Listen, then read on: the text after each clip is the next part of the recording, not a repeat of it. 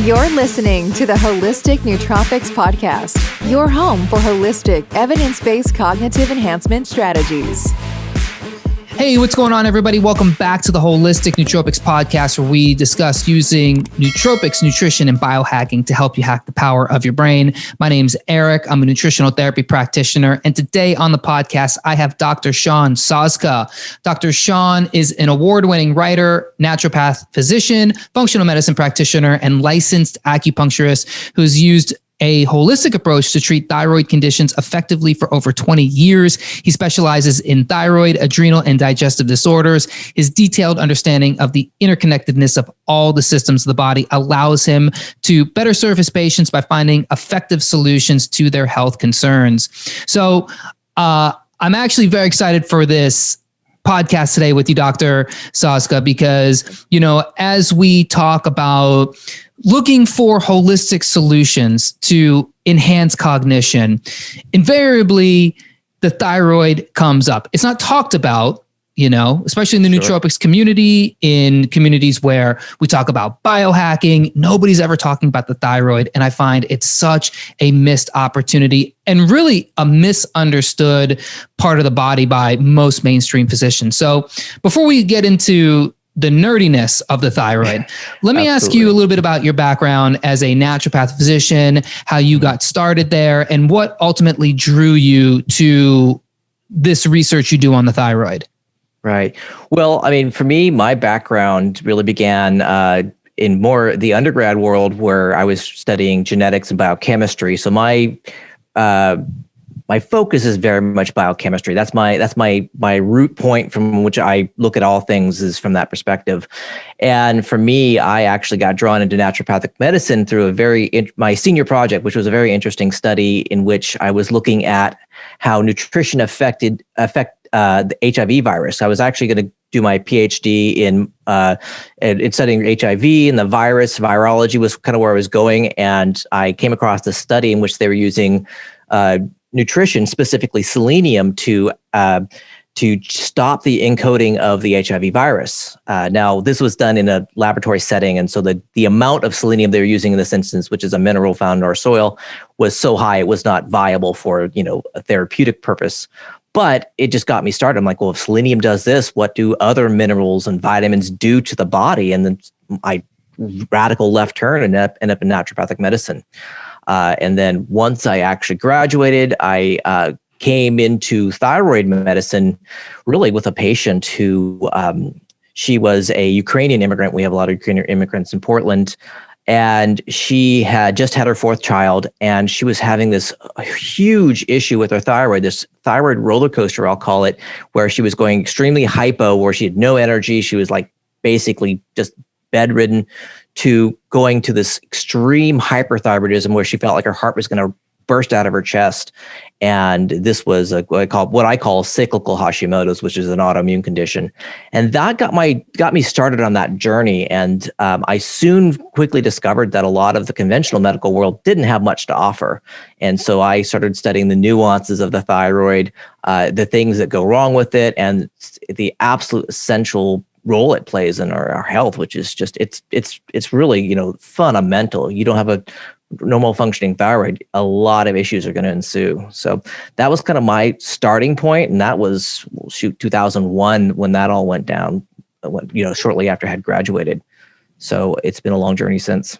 And when you say, you start looking into how the thyroid goes wrong, where does it start? You probably see people when they're already well down the line of thyroid issues. And at least my familiarity with the naturopathic practice is, by the time someone goes and sees a naturopath, they've already been through the ringer of all the other doctors.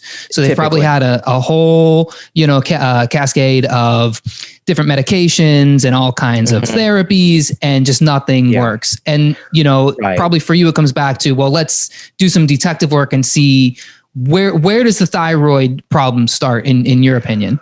Well, there's a lot of variables, but really, if you kind of boil it down to the fundamental, I'd say a majority of people have an autoimmune thyroid condition, meaning that the immune system's attacking the thyroid. That's a vast majority. I mean, if we talk about percentages, we're looking at about 95% of the population who has a thyroid issue will have an autoimmune thyroid issue. And now the origin of that, we talk about root cause, there's a lot of variabilities. I mean, I would really point a lot of attention towards the gut. That's a huge issue. But there can be viruses, there can be issues with chronic infections. I've seen dental infections. That's a real interesting one. And I'm sure some holistic dentists might have some thoughts on that. And also I've seen things like mold. I mean, that's oftentimes a huge issue, especially here in the Pacific Northwest. We have a lot of mold issues. So in terms of possible causation around that, there's a lot of variations.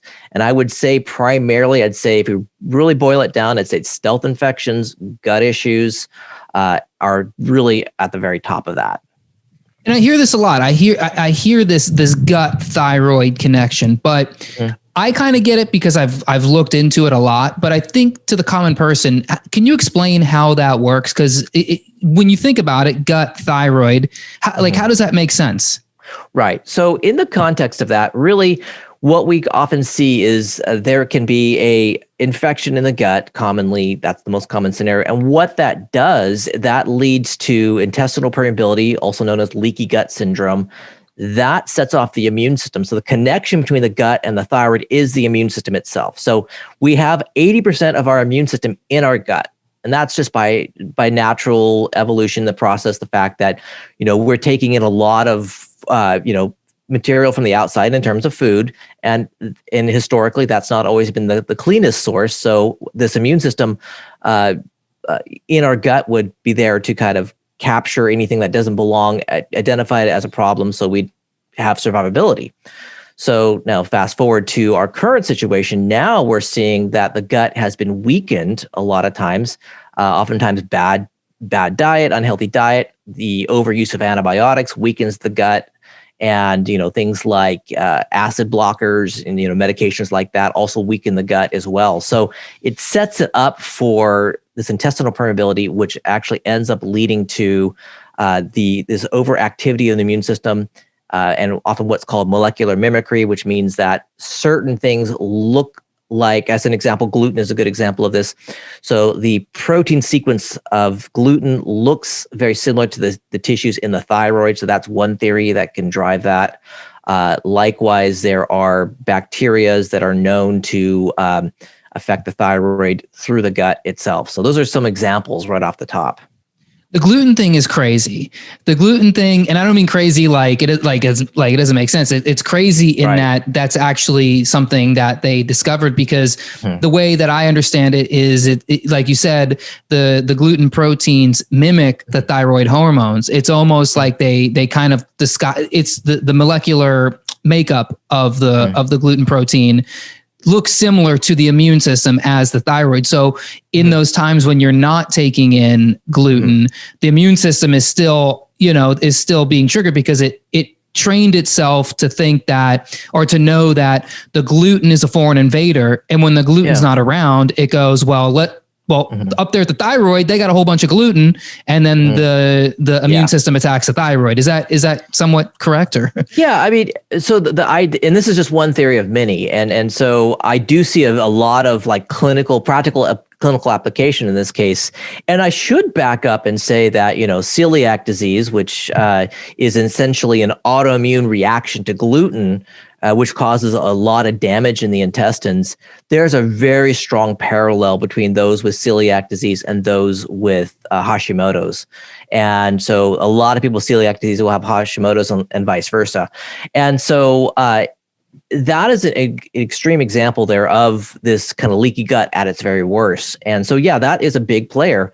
Likewise, another, to kind of throw it out there, I mean, even viruses within the thyroid is another factor too. So, to kind of even look locally can be especially relevant. But to go back to the gut for a second, there's some really interesting research that shows that some bacterias can actually be a massive trigger. H.pylori is an example, which is a bacteria that invades the stomach, can actually be a massive trigger for Hashimoto's because of the interaction between the bacteria and the immune system. Wow. And Candida plays in there somewhere as well, from what I understand. Absolutely. Yes, absolutely. It's definitely a big player. And that one has a huge effect because you do have the actual toxin produced by Candida, and that gets into the bloodstream and can really alter a lot of things, especially brain function too, interestingly enough. So there's a lot of parallels there where we see that can affect the thyroid. It can affect, the actual interior landscape of the intestines, but a lot of things. Matter of fact, an interesting study in which they looked at the effects of Candida as a causative agent for depression, which was particularly interesting. And they found that it actually overwhelmed the liver, which actually is interesting because you look from a Chinese medicine perspective, they associate, liver stagnation with depression. And here we have a example where in this case, yeast is actually causing that to occur. Yeah, the more I learn about depression, the more it just blows me away. And this is so, tacky in 2021 to say, but the gut brain or the mind body connection, because the body is doing 95% of the work. And then the mind is just kind of like taking all of that stuff and interpreting it. So it's, whether you look at it from a Chinese medicine perspective where, you have liver dysfunction, or I think in Chinese medicine, there's also something with the kidney at play as well. Yeah. But then, from an actual medical standpoint, it's like the gut is making 95% of your serotonin. It's making 50% of your dopamine. It's making 50% of your GABA. And it's like, this is why, in my opinion, just relying on, and not to disparage pharmaceutical medication, but just to take an SSRI or an antidepressant, or something like that for your depression, I mean, you're really missing the actual therapy that can help you. Well, absolutely. And I think it's a kind of a great disservice to people to assume that any pill will solve all your problems. I think that is a huge issue in our culture. It's something that's kind of just, embedded into our mindset that, take the pill, all your problems go away. And I'm sorry to say that's just not the case. And that's to be expected with thyroid medication. I see time and time again, day in, day out, with patients saying, they gave me this medication and then my doctor told me that I should be fine. And then any symptoms I have are not related to my thyroid. And I think that's just like, a bunch of nonsense because, again, replacement of the hormone doesn't actually resolve the cause itself, what caused this to happen in the first place. So can you clear up then how thyroid hormones work? Because this is a thing that confuses me to no end because, I know when I've gotten these blood tests, or I've worked with people who've gotten they shimmer the blood tests and they go, look, I'm all in the range of the hormone and the T4 and the T3. But when I listen to functional medicine practitioners talk, they go, well, these numbers aren't correct, because it's based on, and like most standard lab tests, it's based on an average sick population. And so really these numbers should be scaled way down. And that's where you should actually assess. So maybe you could talk a little bit about how, what is T4, what is T3, what is reverse T3, and, how TSH, and how do you read, what is the correct way to read these labs? Right. So starting off, a couple things. Well, first off, when we're talking about TSH, that is actually not produced in the thyroid, but instead produced in the pituitary, which then sends the signal to the thyroid. And so it's essentially saying, here, make more or make less hormone in relationship to a feedback loop that is in the brain. So it's really the hypothalamus, pituitary, and then thyroid working together to regulate the amount of production. So as a lab test, I see a lot of issues around that. One is that conventional practitioners simply have too wide of a range. I mean, typically most of your labs will use a range between 0.4 and 4.5, which is really quite too wide. So, as you had mentioned, that fits into, the functional perspective, which has a much narrower range of acceptability. Now, in terms of physiological change, we see when the TSH goes above 2.5, we start to see things like cholesterol going up. We start to see changes in the body that indicate that the metabolism is slowing down. And to back up even further, would say that the thyroid's primary job is energy production and just regulating metabolism, the overall set rate at which the cells operate. So the TSH, we have an issue in terms of interpretation, and then also even taking action. I mean, the conventional practitioners, some will take action at 4.5, others want it to be 10, which is just like you're talking about someone dragging due to fatigue at 10 before they even look at medication. So TSH, again, is a feedback loop from the brain, the pituitary, to the thyroid, and then measuring the actual thyroid hormone production. That's going to be looking at T4, T3. And the thyroid primarily produces T4, some T3. And that T4 is then circulated to key areas that then convert it to T3. T3 is the biologically active hormone. That's the workhorse of the body. And T3 is what goes to the cells and directs them to perform their functions. So the conversion process has to take place, and there are a lot of people who have issues with that. So primary sites of conversion are going to be the liver, the kidneys, and no surprise, the intestines, which kind of comes full circle back to the thyroid intestine connection. So those are the main sites for conversion. So basically, the hypothalamus pituitary, that's producing your is it thyroid stimulating hormone? Yeah, exactly. Okay. And that's pituitary doing that. Yeah. Right. So if I know this right, and I can't promise that I do, but your brain, your hypothalamus pituitary is basically sensing a need for thyroid. So it's sending this hormone to the thyroid, and it's like, kind of knock on the door, like, hey, we need some T4. We need some T4. And I think that, like, I've seen doctors who have this thing of like, well, more of that, like a higher TSH number is better than a lower TSH. I feel like I've seen, maybe I'm wrong. But it's like you said, if you're getting too much TSH and the thyroid's not responding, this is where you're seeing the problem. And you're seeing, absolutely. Maybe I have this backwards. Maybe it's you don't want too much T4, because that could also be an indicator, because maybe it's producing too much T4 in relation to T3. This is why it's confusing, because this gets a little wacky. It's the stuff of ice cream headaches all the way.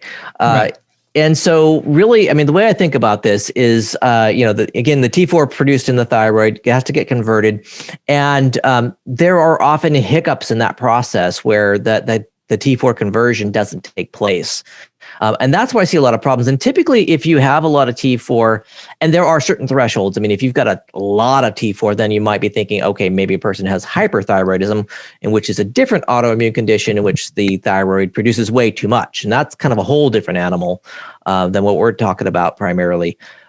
Typically, when we see a little bit higher T4, and that's why I always test for T4 in the labs, and I compare it to T3, and sometimes we can suss out that the conversion is not taking place.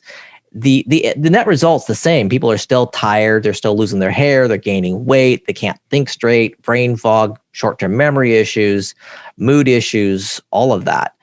So that's often that could be a set point right there that can be a problem, which actually introduces us to reverse T3. Now, that is a process in which T4 gets converted into a different form of T3, which is very similar but distinctly different. And it's much like the analogy would be worthwhile considering is like a key that is cut wrong. It may fit into the lock, but it doesn't open the door. And so reverse T3 is biologically inactive, and it will bind to the cell receptors, shutting down the possibility of more T3 getting in there. So, and it is a natural process. Reverse T3 is something the body creates, but it does so as a means of putting on the brakes. So it is basically saying, nope, we got to stop. So if you're seeing then high T4, low T3, and higher reverse T3, then that's probably an indicator that the cells aren't accepting. Maybe there's a low conversion somewhere in the liver, the gut, the kidney. And then in that case, then do you try to treat the liver, kidney, or gut, or are you going straight for the thyroid? Well, you have to address it. I mean, because ultimately you want to put the person back into balance. And so one of the things that's really worth considering too is that, you have certain enzymes that are part of the conversion process. And these enzymes and the specific, ones in the liver are very much dependent on selenium and zinc. So a lot of times you have to turn your attention that way. Is there a deficiency there? That could really inform things there. So a deficiency could be a factor. Also, the health of the liver. Does a person have any sort of compromise in their liver or their intestines? Certainly, we see a lot of intestinal issues. And then also that brings up a whole nother can of worms here, which is toxicity. Mm-hmm. I mean, the liver is very overtaxed. We got pollution. We've got all these things that we're inundated with day in, day out. And so the liver can be very compromised in that fashion. So that's a huge piece. Right. So, okay. So selenium, zinc, these are factors. Where does iodine come in? Because iodine is a big thyroid mineral. Yeah. So iodine is more directly related to the thyroid itself. So iodine is actually the key ingredient. So when we say T4, it's so named because it actually has 4 iodines attached to the center molecule. So that protein is the 4 iodines. T3 is 3 iodines. So that is where the iodine fits in. So it is specific to the thyroid. Now, what is interesting about that is that in an autoimmune condition, a lot of times too much iodine can even be a trigger for Hashimoto's and can even possibly make it worse. And the reason for that is that the antibodies that get attacked are active relative to the presence of iodine. So too much iodine can actually set the antibodies, increase the antibodies, and thus overstimulate the immune system.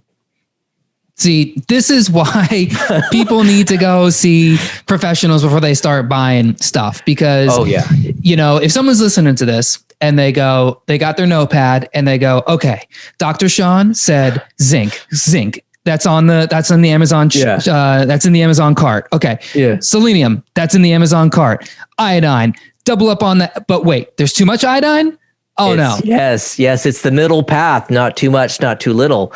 And so specific to autoimmunity. Now, generally speaking, and this is something that the World Health Organization put out, indicating that iodine deficiency was historically a big part of hypothyroidism. But in 2014, the World Health Organization announced that there really is no more of these iodine deficient hypothyroidism. So that is not part of it. Now, there are some people who in the medical community that really don't buy that. But I definitely think that I've seen it in action where too much iodine can be a problem.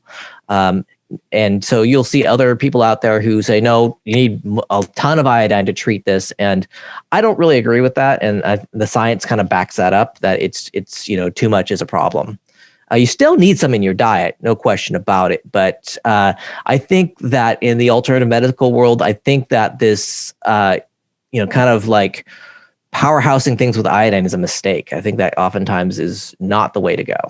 And I've heard with Hashimoto's, especially, iodine can be problematic. It's almost like you're literally rubbing salt into a giant wound. Yeah, or gasoline on a fire is a good analogy too. Yeah, that's very interesting. So if you're sitting there and you've got Hashimoto's, or you might suspect you've got some thyroid issue going, and you're like, okay, well, I thought I was going to buy these supplements, but I'm not going to get these supplements. So how do I get these nutrients? How do I get selenium? How do I get iodine? How do I get zinc? Well, certainly foods that are high in selenium. Brazil nuts are well known to be some of the highest in the world, and a lot of other beans and nuts are pretty high as well. So in terms of food sources, that's probably the best. Matter of fact, the amount of selenium in Brazil nuts is quite large, quite high actually. So you're getting far more than the average. Now, in terms of supplementation, we typically want to consider like your daily intake from food and supplements. You've got to add it all together because it is possible to get too much selenium.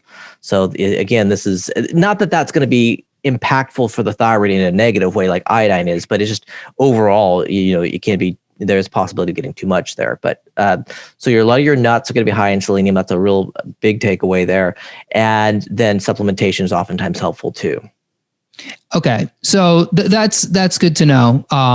It really is about balance, and I think even more importantly, it's with the thyroid, and you alluded to this earlier, is really avoiding the things that sabotage it, and that could be, that could take some work to figure out, but how bad of a trigger do you see this environmental toxicity? And are there any specific toxins that you know of, environmental toxins, just regular household things in the food? We talked about gluten. That are really triggering to thyroid problems. Oh, here we go. It's on. Seriously, it is. I'm actually writing my second book on this topic itself, and it's mind-blowing. So to start off with, we see a lot of pesticides. One of the ones that really it's not so common in the United States, but DDT. DDT is a huge issue. And it's still legal in 2 countries, and still produced, specifically China and India. So, and so since we get a lot of our food from around the world, we don't know if you're getting exposed to DDT. That one and several other, there's a number of different pesticides that are well known to specifically alter the thyroid itself. So in those instances, it actually prevents thyroid from producing the actual thyroid hormone. So you're seeing a shutdown there, and it also prevents conversion. And then a third thing that they do is they actually shut down the receptor sites at the cell itself, which is a whole nother piece that is hugely impactful.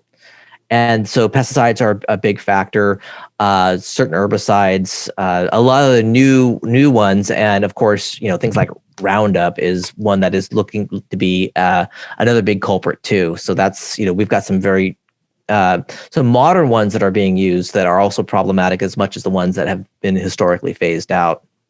Yeah, the glyphosate. Sorry, were you going to? No. I was going to say the glyphosate thing it's so frustrating because it's in everything at this point. And it's like, how do you eat in the modern food supply? You do everything you can, you go to the farmer's market, you shop as organic, you do this, but it's just, I have a friend who works in the food business, and they have a motto when it comes to organic food, which is the wind blows, because the organic farms are right next to the, pesticide sprayed farms, and they drop the pesticides what is it? Crop dust, the crops, and the wind blows, and it all goes, and the organic labeling is all a little, hocus pocus. And so how do you avoid that? Right. That's the frustrating thing. Oh, absolutely. And that actually brings up another point. That's where the consideration is, which is toxic minerals. You toxic metals. So arsenic, that one is very commonly found in pesticides. We certainly see some to some degree, some cadmium, some mercury, and things like that. So as it comes to organic, you're not always guaranteed to be absolutely free of these metals. So it is a point of keeping an eye on things. So a good example of that is people who eat rice. A lot of the water they use for raising, for growing rice can be very much laden with arsenic. So it's a huge issue there. I don't know if you saw, there's something been going around in the news in which they're talking about baby food, organic baby food specifically, has been found to be full of lead, arsenic, and other heavy metals that are problematic. So it's a real tricky thing. So I think farmers markets are better in the sense that you can get to know the growers, and but the soil is a big factor, and they need to kind of revamp the whole organic label. I think it's been watered down from its original intent due to big business. As much as I hate to say that. Yeah. And with rice specifically, I've heard in this instance, white rice is actually brown rice for this very reason, because it's the hull on the brown rice actually holds the arsenic. So you have to get rid of that and then eat the white, even though the white rice spikes the glycemic index a little bit more. Right. So you just can't win. Well, it's a frustration for sure for a lot of folks, and then in some ways you do have to pick your battles. And for me, what I typically do is I look at a patient and figure out where the issues are, because not everybody's going to have every possible trigger or cause. So again, it's like, okay, one patient A might have a very significant digestive issue. Patient B, it's, a virus such as Epstein-Barr or something like that. That's a trigger. Patient C, it might be more about chronic sinusitis can be a trigger for thyroid issues. And so looking at that, maybe food allergies in that individual and its role relative to leaky gut. So it is about picking battles. But going back to the environmental piece, I think also household chemicals, which is kind of what you kind of were talking about briefly, is a big factor. So a lot of the things like the phthalates, things like parabens are a huge issue. A lot of skincare products. And I don't know if you've mentioned it before, but I often use environmental working groups databases, which are especially helpful. Like Skin Deep is great for picking out products that don't have the sketchy stuff in them. So those are, I think, important ways people can make positive change. Yeah. It's a minefield out there with with the food that we eat, with the products we use. I mean, I try not to think about it too much. I try to be mindful, but I try not to think about it too much, because it will drive you crazy. It will make you not go in certain rooms of your home, or not, wear certain clothes. And at some point you have to balance that. Yeah, pick your battles, like I said. Yeah, absolutely. I mean, this is something that unfortunately we as a kind of global society created, and hopefully we're going to return to a more balanced and more sane approach to things. I think that until that time, it's about getting people as healthy as possible, making the healthiest choices that they can make within their control. Yeah. So I want to circle back to some of the brain stuff. Absolutely. The brain fog. I'm so fascinated by brain fog, because it feels like something that so many people deal with. I've dealt with it, and I don't think anybody has a perfect life where they don't live, a day ever without some brain fog, especially if you live where you go out to eat. But chronic brain fog, and then ultimately depression, I know is tightly linked to the thyroid. So maybe you could talk a little bit about, what you see in your practice, with this kind of thyroid, brain fog, depression connection. Right. So, I mean, really, when we think about, thyroid function, it's influencing every single cell in the body with the exception of red blood cells. Any cell that has DNA is influenced by the thyroid. So brain cells, I mean, absolutely. So it regulates the amount of the production of serotonin, dopamine, all of the neurotransmitters associated with mood. And then it also affects cognition as well. So we'll often see that these individuals, just because the brain is just operating at a slower pace than it should, they're having this, memory issues. They're having the brain fog where they're just not able to focus on tasks because the chemicals aren't there. So a lot of it is about getting the brain to kick up its pace relative to the actual thyroid production. So that's a part of it. And then two, there is instances where people actually they have inflammation in the brain. There is a condition, I don't know if you've heard of it, but leaky brain syndrome. So that's maybe, so. I've written about it on my website. It's fascinating. I know it's tied into leaky gut, which is funny because it's like you said, the leaky gut ties into the thyroid. So it's almost like this orchestra that all kind of works together and everybody's communicating with each other. But maybe you could talk a little bit about how the leaky brain, how that works. Well, I mean, in essence, there's an association with certain chemicals in the gut, like zonulin is often released, and that can actually lead to the actual blood-brain barrier separating where the what should be a very tight juncture suddenly becomes loosened, and particles that do not belong in the brain can actually can leak in there and trigger a very significant level of inflammation. And because the actual cells that are in the brain to protect the neurons, they actually go into this kind of like hyper vigilant response, much like the immune system in the rest of the body will do. And so they'll actually end up damaging neurons. So that can be part of it. And then also too, we do see a change in the production of certain, chemicals. So, things that are especially relevant, we'll see oftentimes deficiencies in the brain too. So we often see things like magnesium deficiencies, which kind of ties back to absorption through the gut. So that could be a part of it. We'll see certain key vitamins not getting into the brain the way they should, and that will influence the speed at which the cells will function, which actually I think I can even step back a little bit further and say that is kind of the film negative to thyroid hormone is, do the cells have the nutrition they need to perform their task? So, I mean, even if you get T3 to the cell, do you have the vitamin A that you need? Do you have the zinc? Do you have the magnesium? Do you have the core nutrients that are involved in the DNA encoding process that leads to the production of proteins? So these proteins in the brain would be your neurotransmitters and other key proteins. Likewise, in the the eyes, it's the color. It's the ones that allow you to see color, things like that. So a lot of times we'll see that part is also missing. So that's the other side that needs to be looked at, is core nutrition, and then with that also mitochondrial function, which is the other part of energy and brain fog too, I find. And then if you've got the leaky brain going on and your blood-brain barrier is breaking down, then you're also getting all those chemicals, those neurotoxins coming through, which aren't supposed to get through. Yeah. And then with that too, we see that the brain is very sensitive to a lot of the environmental chemicals and toxins we were mentioning briefly earlier on. And so that's an influencing thing. So, I mean, brain fog, there's a lot of possible causation. Thyroid's a huge piece to it.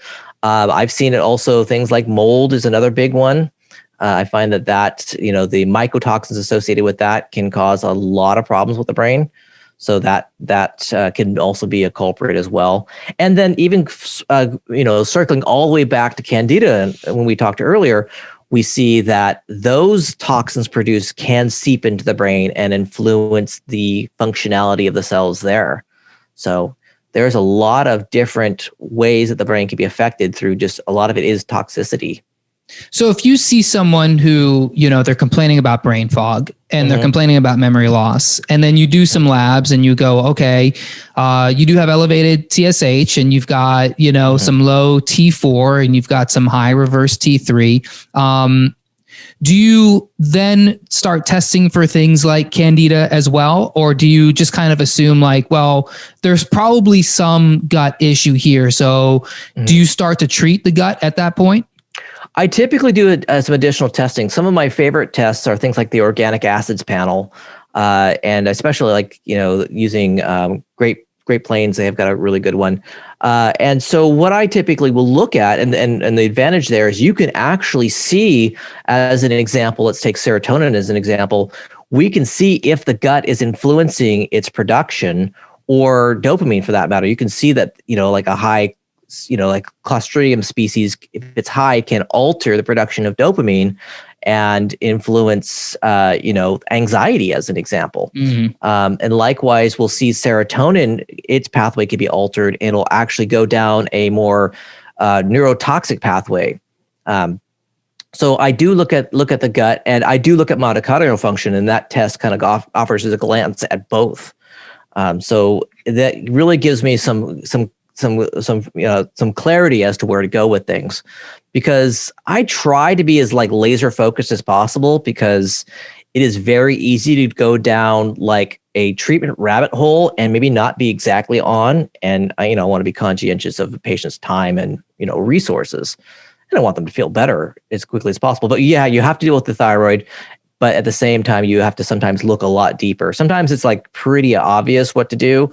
But when it's not absolutely laser clear as to what to do, I'll do something like the organic acids panel to really just like blow the doors open. You're like, oh, it's that right there. That is the cause. And I'm also looking at things like, viruses. I mean, that's another big issue too. So do you use like a GI map for that, or how do you find viruses? Well, typically, I mean, a lot of times, the viruses are a little trickier because I'll do like lab blood tests. And when you're looking for those, you're looking at the antibodies, which is the immune's response to the virus. But the question is the virus still a factor? There's plenty of research that does indicate that, if you are getting a really high immune response, like an IgG response, that there is probably something still going on. I mean, like Epstein-Barr is a good example. It's part of the herpes family. And so herpes don't go away. They are always present.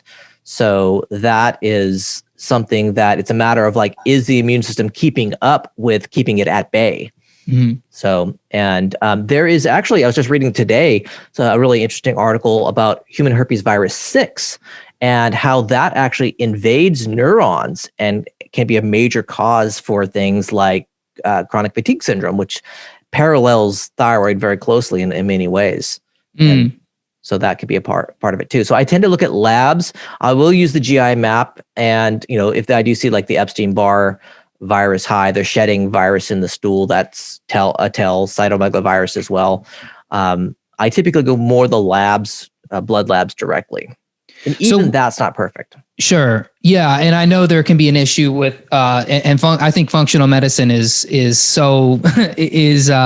famous for this, which is like, you can drop a lot of money on tests and still really not be able to get a good picture of what's going on. Do you go down the like botanical road? Do you treat things with like botanicals, like a, like an oregano oil or something like that to get at the gut? Yeah, I mean, I'll use a number of different things. Sometimes we'll have situations in which, you might have to use the oregano. You might need to use some rosemary or things like that would be appropriate. Garlic extract, sometimes I'll use things like that. It just depends on what we're dealing with. And so I do try to be a little bit more like directly locked into, like if I've got h.pylori, I'll be, reaching for one thing more, your berberines and things like that. And then if I'm dealing with Candida, I'm probably going more oregano and uva ursi and things like that. So those are some of the herbs I would be typically using there. It's really dependent on the specifics. And it's always a balancing act. I mean, oregano is a fantastic thing, but don't take it straight. Always take capsules. Yeah, it can be pretty brutal for sure. With something like chronic fatigue syndrome, you'd kind of alluded to that.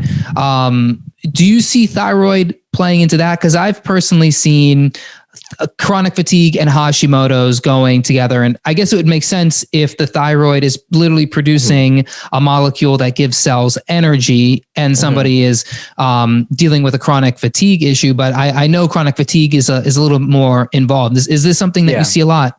Yeah, actually, I do quite a bit. And what's particularly interesting is that since the brain is so affected with chronic fatigue, it begs the question, how resilient is the hypothalamus in terms of its registering that there's enough thyroid hormone circulating? So since it is the kind of the thermostat for production of thyroid, is it as healthy as it could be? Meaning that will it actually produce an accurate amount of TSH so that it actually meets the body's needs? So that's a really important thing. And there is some research that shows that, in chronic fatigue, that the TSH may not be produced at an adequate amount. So the lab may look normal, TSH, oh, that looks great, but it's not reflecting what the cellular bodies, what the needs are in the cells themselves. So it kind of throws the TSH a little bit out the window potentially. Yeah, the HPA Axis is such a wild beast, and it's so interesting to me because it's literally like like you said, the thermostat, and how is the thermostat interpreting the environment, and then it goes to the next level, which is it overreacting? Is it finely tuned? And then you can get into some things, I think, with like trauma, or and then it's kind of like now the mind body connection is flipped again, where it's now the mind controlling the body, and then the body comes back and controls the mind. There's this great book. It's called The Body Keeps the Score. I'm sure you've heard of it or read it. Yes. And we're slowly working my way through it, but it's amazing that, in life we have these, and I think everybody has it, some degree of trauma. And for many people, it's on a spectrum. For some people, it's worse. And, for some people, it's a little less, but we all have a little bit of it. And I think it's controlling that thermostat more than really any one supplement or treatment can actually treat. Well, that raises a really interesting point. There's a real clear connection between, this sort of emotional resiliency and the thyroid. And what's interesting there, that actually kind of inserts itself kind of in the thyroid hormone conversion process. So if we see, like, say, an adrenal related issue, a lot of times you see, massive stress can alter the actual way that the adrenals respond to, the cortisol production and things like that.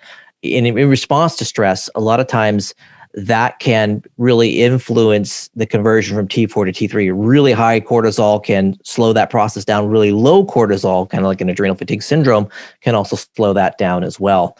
And so when it comes to like trauma itself, that could be a real big influence to the thyroid in terms of the way it interprets the body's needs. A lot of times I see that the thyroid or the body itself is trying to put on the brakes, like, whoa, slow it down. This is too much. We can't deal. And it is almost not, I wouldn't say irrelevant, but somewhat irrelevant to what the person wants and needs, in the sense that they're horribly fatigued, but the body still wants to put on the brakes. It's almost like it's just like, stop everything. I want to figure this out, is how the body's responding. And so I often see that, even as it applies to, say, medication as an example, a patient might need more medication than their body can tolerate. So it's like the body's too fragile to even go back to normal. And that's a huge piece. And then would the liver play into that? Probably, like, the liver is just physically not up for processing these different, like you said, like the body needs more medication than it's ready for. Well, it might not be ready because the liver just physically can't. And then the stress on the liver then causes a whole new stress on the body. Yeah, that's certainly absolutely part of it. I mean, a lot of it has to do with the interrelationship between the endocrine system. A lot of it's the brain to the adrenals, brain to the thyroid, brain to other tissues as well. So it's when you really kind of get into the actual details, it's like, wow, this is like instant ice cream headache. Head explodes. Yeah. Oh, absolutely. I mean, just thinking about the endocrine system, I mean, it's a headache in itself. One last thing I wanted to ask you. I can't believe I didn't ask you this earlier, but what is free? Because we've talked about T4, T3, reverse T3. We talked about the labs, but we didn't talk about free T3. And I'm curious how that works into everything, what that even means to begin with. Right. So free T3, T3 itself, that's the actual hormone that, like I mentioned before, is the biologically active form. So as it relates to labs, when you're measuring T3, it's either bound to a chaperone protein or it's free floating.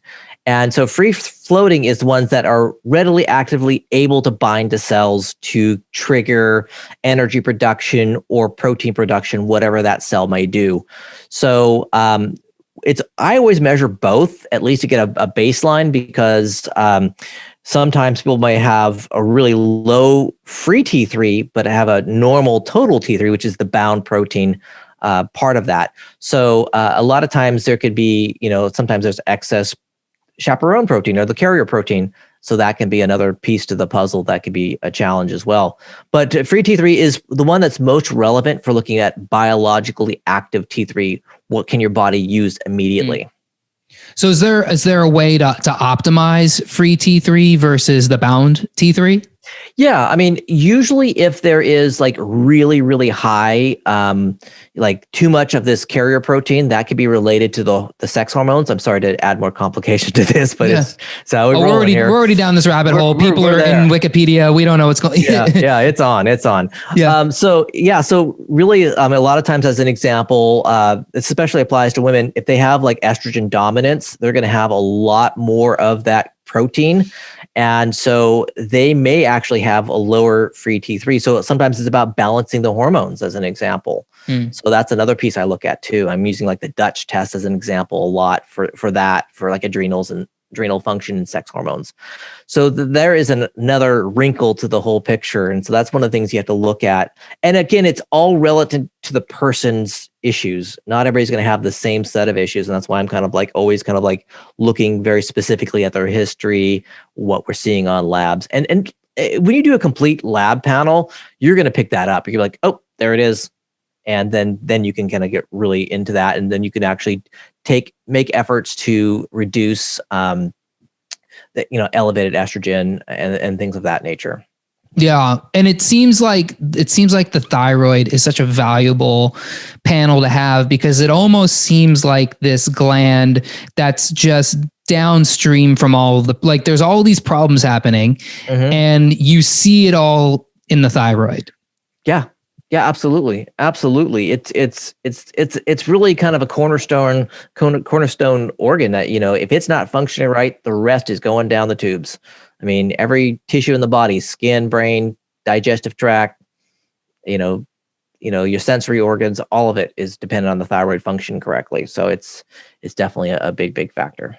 And the last thing I wanted to add, well, two last things I want to ask you. So I know when we talk about thyroid, I know, for women, it's a big issue, but do you also see men with thyroid issues? And for men, how does this typically manifest? Like if you're a guy and you've got, because I know a lot of guys have brain fog and a lot of guys have depression, maybe you don't think it's thyroid, but are there any other triggers for a guy that would make you think like, okay, maybe I should get my thyroid panel done? Well, absolutely. And I mean, first off, if you're talking about statistics, I mean, definitely women outnumber men 9-1 relative to thyroid issues. But I think men are really underdiagnosed, because in a lot of ways, a lot of the symptoms that are associated with thyroid symptom-wise are somewhat different. I mean, like fatigue is going to be a commonality, weight gain potentially. But what I commonly see for men is really low testosterone. So that is very much influenced by the thyroid, as you would expect. And so a lot of times the low testosterone can really influence a lot of things. So you may have the hypothyroidism and the low testosterone. And if you balance those both out, kind of create that balance point, then you often see that resolving quite nicely. So I do see that as a very common theme. You have this low testosterone, and you got like the low libido and all things you would expect. And, oftentimes the average age I see for men with thyroid issues are like late 30s, early 40s. They're like, a lot of times they just hear, oh, you're getting old. You're not quite the spring chicken you once were. And that's the way it is. But I find that that's not really the case. Yeah. Yeah. Testosterone for men, the way that we think about testosterone, like, we think like, oh, if I've got testosterone, I'm just amped up all the time. And then I think actually it's even more complicated than that, because it could actually be, well, you're moody and you are, you're wired and tired and you're not sleeping well. And, and then of course that plays into the thyroid, because the thyroid is powering all of these other things as well. Well, and absolutely. And there's plenty of research that shows that testosterone influences the thinking process in men. So it influences brain health. So, I mean, it is, there's a direct correlation to that and moodiness, but also the clarity of thought and how well you're functioning there. So if you're that's low, we'll see that could be a very direct cause of brain fog itself, in addition to the thyroid issue. Exactly. So when it comes to diet and supplements, is there like an ideal thyroid diet? Are there any foods you want to specific? I know we talked about, organic, non-organic, but like I'm thinking foods, I've heard of goitrogens and a lot of cruciferous vegetables. I hear a lot of people doing more the keto diet and doing their thyroid well. Like what would you say is a good kind of general rule of thumb with diet? Right. With diet, the absolute there is anti-inflammatory. I mean, if we get down to the bare bones anti-inflammatory, avoiding the processed foods, being very conscientious of eating healthy vegetables, fruit. Now, with the cruciferous vegetables, research shows that if you eat a lot of it raw, it's a problem. If you are eating it cooked, not so much. So your broccoli and all that, not so much of an issue, because that was often something that was talked about, like, hey, this could be a real issue. But you'd have to be seriously putting away some major amounts of broccoli raw to actually have that suppress the thyroid. So it's not really going to be an issue. Now, cruciferous vegetables can certainly cause a lot of gas, so they might be dealing with some other issues digestively if they're eating a lot of raw vegetables there. But a lot of times I find people do well on like an autoimmune paleo, as an example. Keto can be good. I typically modify that because for me, keto is more geared towards people with seizure disorders or diabetes. So, I mean, some people get some great benefits from keto and others don't. So it is, oftentimes down to the individual. I find most people tolerate kind of a autoimmune paleo, but it should be noted that that's an elimination diet. So people shouldn't follow that at its core for very long. It's just typically 8 weeks and then seeing what foods are problematic for you. But ultimately, I think that the biggies are getting nutrient dense foods, plenty of zinc, plenty of other minerals. I mean, magnesium, iron. Iron's an important player for thyroid as well. So I really kind of look at the foundation of, are they getting quality foods? Because, I've seen plenty of people who are eating AIP, and you go into their what they're eating. I'm like, well, that's not actually very healthy. You're just cherry picking this, and that. So I've seen the same be said for vegan, vegetarian. Sometimes I'm like, you're vegetarian? Where's the vegetables? You're a pastafarian is what you are. Yeah, the Oreo cookie vegetarians. Yeah, exactly. I'm like, so it comes down to fundamentals of a healthy diet for sure. I mean, as a foundation, I find that autoimmune paleo or paleo is a good starting point. I'm kind of leaning more towards a Mediterranean paleo, but very, very vegetable dense. You can't get away from the vegetables; they got to be there. Of course, some people have sensitivity to things like nightshades, your tomatoes, potatoes, eggplants, and so on. But as a general whole, vegetables are really the key thing, and healthy proteins and stuff like that. Well, you heard it here first, folks. Vegetables are good. Yes. Yes. Don't cut out those vegetables. We have some podcasts with some carnivores coming up, but okay. But this has been actually really informative. This has been I have so many more questions, but I want to be respectful of your time. I think, if you are interested in learning more about Dr. Shawn, definitely check out your book, The Thyroid Fix. That's available on Amazon. Right here. There it is. I'll link to that in the show notes. Is there anything else you'd like to say before we sign off here? Anywhere that the listeners can find you, learn more about you, any educational material you might have? Yeah, I'm drsoszka.com, and I've got a couple of ebooks available, and I'm actually just releasing a new one in relationship to thyroid and the toxins involved in that process, and that's available on my website as well. So, and I got book number 2 coming out hopefully by the end of the year, and the working title is the Thyroid Detox, and I'm working on getting that wrapped up here pretty soon. Wow. So cool. Well, we'll have to have you on again when that book comes out so you can talk a lot about it, because, I'll have another whole bunch of questions for you. Because the environmental toxicity, it is a rabbit hole, and I want to do everything I can to learn as much about it as I can. But this has been so cool. Thank you so much for joining me, Dr. Shawn. For more on Dr. Shawn, be sure to check out the show notes that we'll have linked in the description on the video and in the podcast. And for more on all things holistic health, nootropics, and everything you can do to empower your brain enhancement, be sure to check out holisticnootropics.com. Thanks so much for watching and listening. We'll catch you on the next one. Peace. Thanks for listening. For more brain-boosting info, in-depth articles, and show notes, check out holisticnootropics.com.